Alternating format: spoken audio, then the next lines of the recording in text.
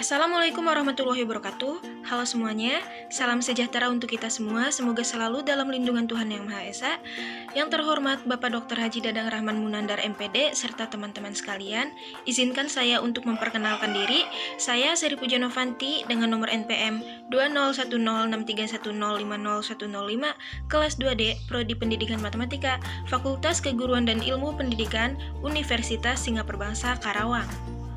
Video ini saya buat guna memenuhi tugas mata kuliah Filsafat Pendidikan tahun ajaran 2021 semester 2 dengan dosen pengampu Bapak Dr. Haji Dadang Rahman Munandar MPD. Jadi, pada video kali ini saya akan membahas tentang paham filsafat pendidikan, perennialisme, esensialisme, progresivisme, dan rekonstruksionisme. Seperti yang kita ketahui, dalam filsafat pendidikan terdapat aliran-aliran pendidikan, diantaranya yaitu yang pertama ada perennialisme. Perennialisme berasal dari kata perennial yang berarti abadi atau kekal, atau dapat diartikan juga tiada akhir. Esensi kepercayaan filsafat perennial ialah berpegang pada nilai-nilai yang bersifat abadi. Tujuan pendidikan menurut aliran perennialisme yaitu nilai-nilai kebenaran bersifat universal dan abadi, sebab tujuan pendidikannya adalah membantu peserta didik menginternalisasikan nilai kebenaran agar mencapai kebaikan dalam hidup. Robert Hutchins, juru bicara perennialisme yang paling artikulatif, berpendapat bahwa pendidikan harus menumbuhkan kecerdasan serta pengembangan harmoni dari semua daya manusia. Contoh penerapan perennialisme dalam pendidikan yaitu berdirinya sekolah-sekolah berbasis agama seperti Muhammadiyah, sekolah Kristen, pondok pesantren. Sekolah-sekolah ini mengedepankan ilmu agama karena dianggap sebagai sesuatu yang memiliki nilai-nilai atau prinsip-prinsip yang menjadi pandangan hidup. Selanjutnya yang kedua ada esensialisme. Esensialisme secara etimologi berasal dari bahasa Inggris yaitu esensial yang berarti inti atau pokok dari sesuatu dan isme yang berarti aliran. Esensialisme merupakan aliran filsafat pendidikan yang ingin kembali ke kebudayaan-kebudayaan lama sebagai warisan sejarah yang telah membuktikan keunggulannya dalam kebaikan-kebaikan di kehidupan manusia. Johann Friedrich Herbert berpendapat bahwa tujuan pendidikan adalah untuk menyesuaikan jiwa seseorang dengan kebijaksanaan dari Tuhan, sedangkan proses pencapaian tujuan pendidikan disebut dengan pengajaran. Tujuan filsafat pendidikan esensialisme ini adalah membentuk seseorang menjadi berguna dan kompeten. Isi pendidikannya mencakup ilmu pengetahuan. Dalam penerapannya yaitu guru sebagai contoh teladan berdasarkan pengetahuan. Silakan simak contoh video berikut ini. Lalu yang ketiga ada progresivisme. Progresivisme merupakan aliran filsafat pendidikan yang menekankan kepada peningkatan kemampuan peserta didik melalui pengalaman kemampuan diri peserta didik atau kemandirian dan selalu menunjukkan perubahan dari masing-masing peserta didik.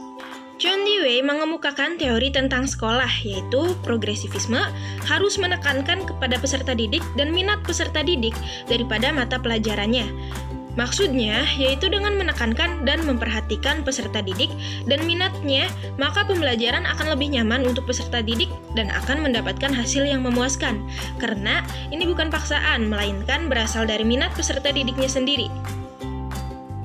Lalu yang terakhir nih, ada nomor 4 yaitu rekonstruksionisme. Rekonstruksionisme berasal dari bahasa Inggris yaitu reconstruct yang berarti membangun kembali. Aliran ini bertujuan untuk merombak kembali susunan lama dan mengubahnya ke tatanan hidup yang baru dan bercorak modern. Aliran ini dianggap lebih baik karena menyatakan bahwa tidak cukup jika seorang siswa atau individu hanya berfokus pada pengalaman kemasyarakatan di sekolah, namun juga mempelopori ke arah masyarakat baru yang diinginkan sesuai perkembangan hidup dan kehidupan sebagai konsekuensi perkembangan ilmu pengetahuan, teknologi, dan juga seni.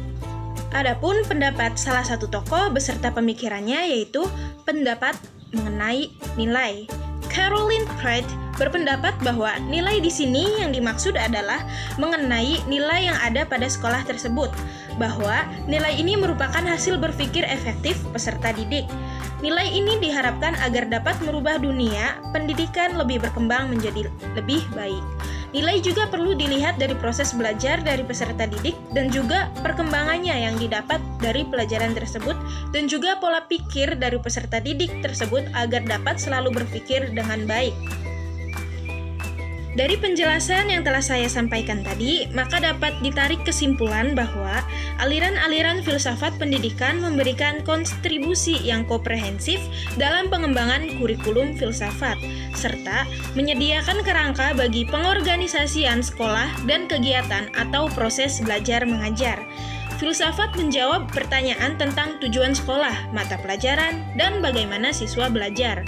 Filsafat adalah dasar atau titik awal dalam pengembangan kurikulum. Baik, jadi tadi penjelasan dari saya mengenai paham filsafat pendidikan. Semoga jelas dan mudah dimengerti. Terima kasih telah menonton video saya. Jangan lupa like dan komen ya teman-teman. Terima kasih. Wassalamualaikum warahmatullahi wabarakatuh.